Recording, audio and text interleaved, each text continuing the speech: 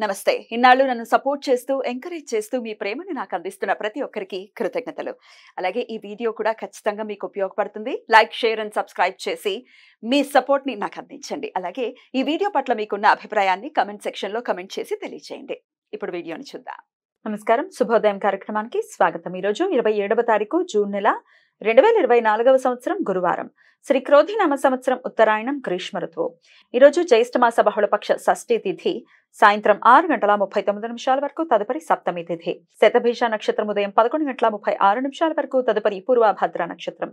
ఆయుష్మాన్ యోగం రాత్రి 12:28 వరకు, తదుపరి సౌభాగ్య యోగం. గరజకరణం ఉదయం 7:47 వరకు, వణిజకరణం సాయంత్రం 6:39 వరకు, భద్ర అంటే విష్టికరణం రాత్రి తెల్లవారుజామున 5:32 వరకు, తదుపరి భవకరణం ఉంటాయి. నక్షత్రవర్జం సాయంత్రం 5:38 నుండి రాత్రి 7:08 వరకు.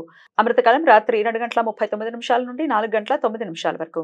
హైదరాబాద్ ప్రాంతం వారికి సూర్యోదయం ఉదయం 5:44, సూర్యాస్తమయం సాయంత్రం 6:54, చంద్రోదయం రాత్రి 11:28, చంద్రాస్తమయం ఉదయం 10:46.